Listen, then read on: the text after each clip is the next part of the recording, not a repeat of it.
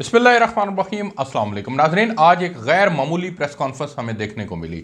DGISPR के साथ आज DGISI भी मौजूद थे।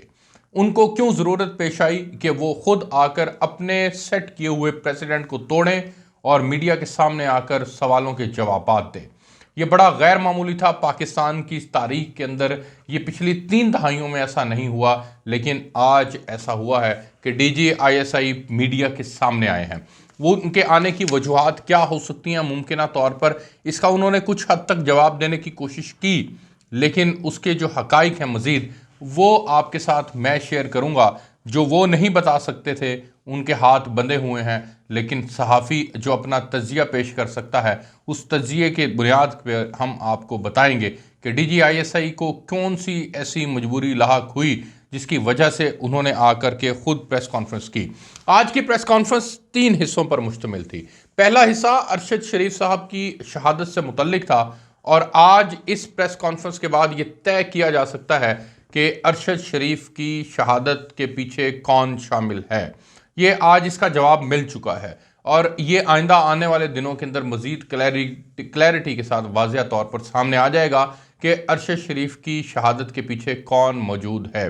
फैसल वावडा साहब ने जो रात गुफ्तगू की है और जो आज DGISI की प्रेस कॉन्फ्रेंस थी, इसके बाद हम ये बड़ी वजाहत के साथ और बड़े खुले जो है वो एविडेंस के साथ पूरी दलील के साथ ये बात कर सकते हैं कि अरशद शरीफ की शहादत के पीछे कौन मौजूद है। दूसरा, आज शहादत के बाद जो दूसरा इम्पॉर्टेंट नुक्ता था वो इमरान खान का बयानिया था। इमरान खान के बयानिए के अंदर जो है वो कितनी जान है, वो कितना वैलिड है और कितना वो एविडेंस से भरपूर है, उसके ऊपर भी आज उन्होंने खुलकर बात की। बताया कि साइफर को किस तरह से सियासी मकासद के लिए इस्तेमाल किया गया। और तीसरी इंपॉर्टेंट चीज़, फ़ौज का हुकूमत और सियासी मामलात में किरदार, इसके ऊपर भी आज उन्होंने बात की। सबसे पहले तो मैं आपको बताता हूँ कि आज उन्होंने अपने जिस गम, दर्द और गुस्से का इजहार किया कि हमें अफसोस भी है कि हम वो लोग हैं, हमारा सिपा सालार वो है जिसको आप बाकायदा तौर पर जिसकी तारीफ़ों के पुल बांधा करते थे, जिसके ऊपर आप एतमाद किया करते थे, जिसको आप बॉस कहा करते थे, आपने आज उसको जानवर कहा। न्यूट्रल को जानवर कहा, आपने गद्दार कहा, आपने साजिशी कहा और आपने कातिल कहा। ये बड़ा अफसोस है कि जनरल कमर जावेद बाजवा के ख़िलाफ़ जो ट्रेंड चलाए गए, जनरल कमर जावेद बाजवा को जो कातिल कातिल के नारे लगाए गए, ये बातें सोशल मीडिया की हद तक और फिर पर्टिकुलरली इनका सियासी जलसों के अंदर आना और फिर सियासी जलसों के अंदर आपका ये कहना कि तुम मीर जाफ़र हो और मीर सादिक हो, ये बात जो है वो इमरान खान साहब बार बार करते हैं, लेकिन ये फ़ौज को बिल्कुल कतन पसंद नहीं थी। उन्होंने आज कहा है कि रात के अंधेरों के अंदर आप आए, मिलते हैं और अपनी गैर आइनी ख्वाहिशात का इजहार करते हैं। हम ये तय कर चुके हैं कि हमने किसी सूरत भी अब सियासत के अंदर किरदार अदा नहीं करना।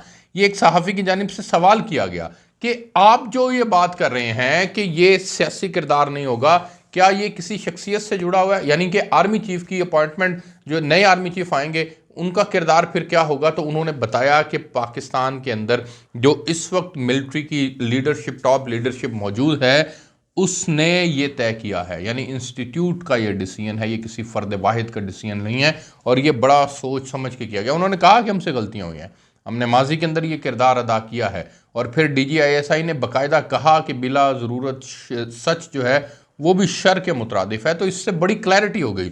18 के अंदर इनको लेके आए थे, वो 18 से पहले इनको लॉन्च किया था, इनसे गलतियां सरदर्द हुई हैं और इन्होंने बाकायदा तौर पर जो है वो नवाज शरीफ के ख़िलाफ़ एक पूरी मुहिम चलाई थी। आज वो सारी मुहिम DGISI ने खुद एक्सपोज कर दी और बता दिया और कह दिया कि हमसे गलतियां हुई हैं, हम उन गलतियों को अब दोहराना नहीं चाहते। ये बड़ा खुश आइंद है। दूसरी बात जो उन्होंने कही, उन्होंने कहा कि अरशद शरीफ साहब जो हैं, उनको जो शहादत हुई है, उनकी शहादत से मुतल्लिक उन्होंने 4 नाम लिए। खुरम का नाम लिया, वकार का नाम लिया, सलमान इकबाल साहब का नाम लिया और अमाद यूसुफ साहब का नाम लिया। अमाद यूसुफ CEO हैं ARY न्यूज़ के, सलमान इकबाल मालिक हैं, खुरम और वकार ये दोनों किरदार वहाँ कीनिया के अंदर मौजूद थे। सलमान इकबाल अमाद यूसुफ साहब को कहते हैं कि अरशद को फौरी तौर पर मुल्क से बाहर भिजवाने का इंतज़ाम करो। इमरान खान साहब एडमिट कर चुके हैं कि मैंने अरशद शरीफ को कहा कि तुम मुल्क से बाहर चले जाओ। थ्रेट लेटर जो केपीके हुकूमत की जानिब से जारी किया गया वो सीएम केपीके की खुसूसी हदायत के ऊपर जारी की गया। डीजीआईएसआई ने कह दिया कि मेरे पास इस तरह के कोई हमारे पास जो है वो शवाहिद नहीं थे कि इनका नाम लेकर इनकी ज़िंदगी को ख़तरा है। अगर इनकी ज़िंदगी को ख़तरा होता तो पाकिस्तान के अदारे उनको प्रोटेक्ट करने के लिए मौजूद थे, हाजिर थे। और किसी ने, अरशद शरीफ साहब ने भी पर्टिकुलरली कभी फ़ौज को ये नहीं कहा या ये नहीं बताया या नहीं उनसे रिक्वेस्ट की कि मेरी जान को ख़तरा है, आप मेरी जान की जो है वो हिफाजत का कोई इंतज़ाम करें, सिक्योरिटी प्रोवाइड करें और दीगर मामलात करें। तो अरशद शरीफ साहब को बाहर भिजवाने में सलमान इकबाल का किरदार है। सलमान इकबाल ने अमाद यूसुफ को कहा, अमाद यूसुफ ने उनको मुल्क से बाहर भिजवाया, इमरान खान साहब के ज़रिए से भी कहलवाया, फिर वहाँ से कीनिया जो भिजवाया, Kenya farm house Salman Iqbal साहब का है। और ये बात भी मैं बड़े खुले आपको अंदाज में कह रहा हूँ कि आज ये नाम लिए गए हैं, कल को इनके कनेक्शन डॉट्स जो है वो कनेक्टेड किए जा रहे हैं और कल को ये कनेक्शन कहीं ना कहीं से बाहर निकलेगा। ये दानिस्ता गलती तो गैर दानिस्ता गलती तो हो सकती है कि उनको किसी पुलिस मुकाबले के अंदर वो जो है वो मर गए हों, उनकी जान चली गई हो। ये एक गैर दानिस्ता तौर पर जो है वो गलती तो हो सकती है, लेकिन दानिस्ता तौर पर उनको यहाँ से कीनिया शिफ्ट किया गया है। मैं ये नहीं कहता कि उनको मारने के अंदर सलमान इकबाल का हाथ है, लेकिन उनको बाहर भिजवाने में सलमान इकबाल का हाथ ज़रूर है। ये मैं आपको पहले भी कह रहा था, ये मैं अब भी आपको बता रहा हूँ। अच्छा जी, अब आ जाए मामला कि जनाब इमरान खान साहब ने साइफ़र को कैसे यूज़ किया। साइफ़र के ऊपर बाकायदा तौर पर उन्होंने कह दिया है कि पाकिस्तानी सफ़ीर के साइफ़र को सियासी मकासद के लिए इस्तेमाल किया गया। ARY उस मुहिम का बाकायदा तौर पर हिस्सा था। वो फ़ौज के ख़िलाफ़ प्रोपेगेंडा, इस्टेब्लिशमेंट के ख़िलाफ़ प्रोपेगेंडा करने के अंदर ARY ने अपना किरदार अदा किया। ISI की फाइंडिंग्स जो थी वो कौम के सामने रखना चाहते थे, लेकिन उस वक्त की हुकूमत यानी इमरान खान ने उन फाइंडिंग्स को कौम के सामने रखने से मना कर दिया, इजाज़त नहीं दी। सियासी मकासद के लिए इस्तेमाल करने, झूठी बयानिए के ज़रिए माशरे में गैर मामूली इसतराब की सूरत पैदा करने की कोशिश की गई है। अब जब ये तमाम चीज़ें और कोशिशें हो रही हैं तो इन तमाम कोशिशों के नतीजे के अंदर इमरान खान का बयानिया परवान चढ़ता जा रहा है। मसला ये है कि कौम को वो इतने तवातर के साथ झूठ बोल रहे हैं, इतने मुसलसल झूठ बोला जा रहा है कि उसको काउंटर करने के लिए DGISI कहते हैं कि मेरे पास चारा कोई नहीं था कि मैं खुद आता। ये जो मैं आपको बताने लगा हूँ इंपॉर्टेंट बात, जो इमरान खान अब 2-3 रोज़ से मुसलसल अपनी प्रेस कॉन्फ्रेंस के अंदर कह रहे हैं कि एक डर्टी हैरी आया हुआ है और वो इस्लामाबाद के अंदर बैठा है और वो नंगा करके लोगों को मारता है, मरवाता है। ये DGISI के मुतल्लिक ये कहा जा रहा है और DGISI के मुतल्लिक मैं आज आपको क्लैरिटी के साथ बताने लगा हूँ और मुझे इसमें कोई इज़्तराब नहीं है, कोई इसके अंदर मुझे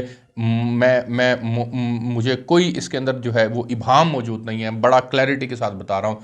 मैंने आपको कल भी बताया था, मैंने आपको उससे पहले भी बताया था कि डर्टी हैरी का जिसको हवाला दिया जा रहा है वो अपॉइंट करदा इमरान खान का खुद है और आज उसकी बाकायदा तौर पर तस्दीक हो गई है कि इमरान खान साहब DGISI से नाराज़ हैं। DGISI को अपने तमाम मामलात का वो मुर्दे इल्ज़ाम ठहराते हैं और DGISI बड़े ही दानिशमंद इंसान हैं, बड़े ही पढ़े लिखे इंसान हैं। उनकी गुफ्तगू से ये बात झलक रही थी कि वो एक इंतहाई ज़ीरक और इंतहाई पढ़े लिखे इंसान हैं।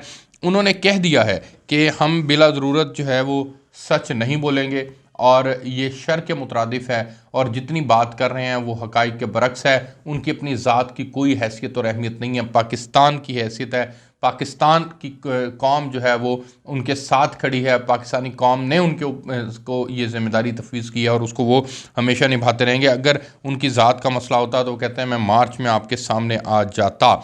दूसरा, आज ये भी क्लैरिटी के साथ वाज़ह हो गया कि फ़ौज सियासत में कोई किरदार अदा नहीं करेगी। फ़ौज ने माजी के अंदर किरदार अदा किया, फ़ौज अब गैर सियासी है। फ़ौज गैर सियासी रहने की वजह से इमरान खान की तनकीद बर्दाश्त कर रही है कि जनाब आप जानवर हैं, आप मीर जाफ़र हैं, मीर सादिक हैं, आप गद्दार हैं, आपने गद्दारी की है, अमेरिका ने साजिश की, आपने मेरी हुकूमत की मदद नहीं की, मुझे बचाया नहीं है। आपसे डिमांड की गई, इमरान खान ने रात के अंधेरे में जो ऐवान सदर के अंदर मुलाकात हुई कि आप फौरी तौर पर जो है वो इस हुकूमत को हटाने में इमरान खान का साथ दें, तो उन्होंने इनकार किया। उन्होंने कहा कि हमने ये तय कर लिया, प्रिंसिपली ये डिसाइडेड है कि अब हमने फ़ौज को सियासत में नहीं लाना। ये इतना खुश आइंदा नाज़रीन, इतना खुश आइंदा जिसकी इंतहा नहीं है। पाकिस्तान के अंदर ये अब इस कदर खुश आइंद है कि अब पाकिस्तान आपको फलता फूलता और आगे बढ़ता हुआ नजर आएगा। नाज़रीन, इस स्टेटमेंट को कि हम सियासत में किरदार अदा नहीं करेंगे, ये बड़ा खुश आइंद है।